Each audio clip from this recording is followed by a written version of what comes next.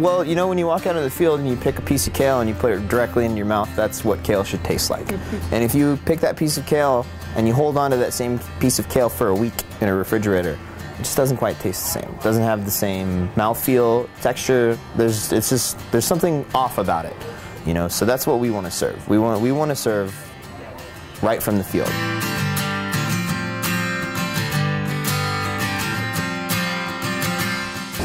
Hey, my name is Sinclair. I'm the executive chef at Farm and Table, and today we're going to make some spaghetti squash tamales. We're going to start with the masa harina. Right here, I have 1.5 cups of lard. I use lard because that's how tamales are traditionally made. You can use shortening if you want to make these vegetarian, but I really like to use lard. I have 4.5 cups of masa harina. You can get this product at any grocery store here in New Mexico. Most places carry it in the Hispanic foods aisle.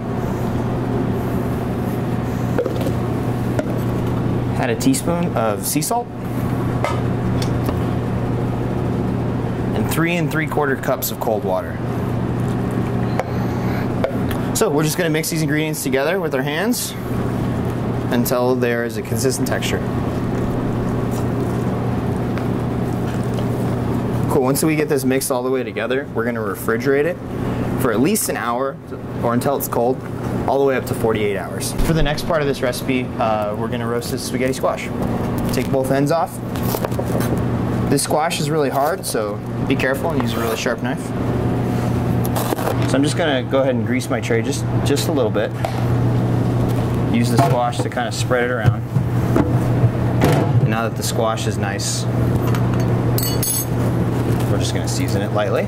Just a little bit of salt, face side down. Put these in a 350-degree oven until they're soft. It takes about 20 minutes. So here we have the cooked spaghetti squash. Took it out of the oven. I let it cool for about 30 minutes so I can work with it. And as you see, the filling is still inside. You really want to lightly take out the seeds with a fork. You're going to lose just the smallest amount of spaghetti squash, but you can go back through that later to save the seeds and bake them for snacks later. You get it down to this point to where there's no seeds left, and then I'll just scrape with my fork, and you see how that comes out really nicely. It's beautifully cooked. Take a medium-sized mixing bowl and put this inside, just like that. Season it just lightly with a little bit more sea salt.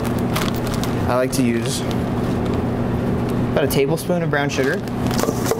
What's really nice about putting the raw sugar in there, once you put it inside of the tamale, it creates like this really beautiful sauce and gives the inside of the tamale some nice moisture. So these are ojos. It's the dried corn husk. Again, these are available in almost any grocery store in New Mexico. I like to get a nice big working surface. This one's just a little small. Nice big working surface. A refrigerated masa harina, you'll notice that the texture's changed pretty dramatically. It's pliable, you can work with it now. It's a little more like Play-Doh. It's not as sticky. So I take a little bigger than a golf ball, smaller than a tennis ball. It's about 3 ounces of masa harina. This is kind of a rustic thing traditionally, so you just grab as much as you see fit. You spread it out like so. We're going to take about 1 ounce of this filling, set it right in the middle, and you want to make sure you spread your masa wide enough to where it connects on the ends when you roll it over, right?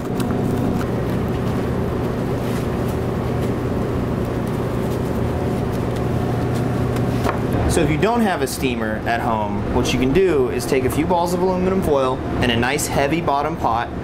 You put water about halfway up to where the aluminum foil is, and you push a plate down. This will create steam. You gotta have a lid.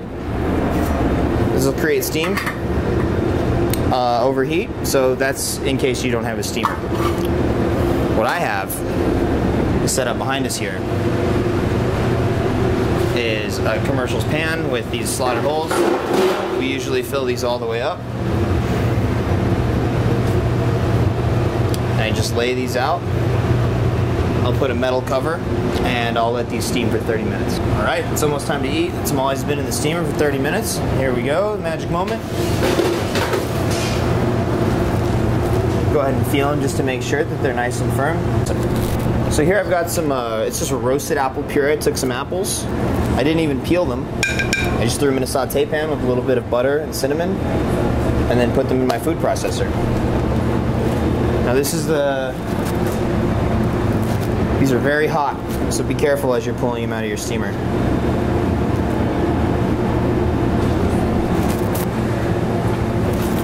See, aren't those lovely? It's a great way to impress your guests at home. Now I like to finish with a little bit of microgreens. A couple pieces of toasted pecans. These are as simple as that. Just pecans that have been toasted in the oven at 350 degrees. A little bit of fried sage. Again, very, very simple. It's fresh sage that you put in hot oil and fry it until it's crispy. And this is some butter with some pomegranates and some crispy fried sage mixed into it. It's called compound butter. This is a pomegranate sage compound butter. This is how we serve this at the restaurant.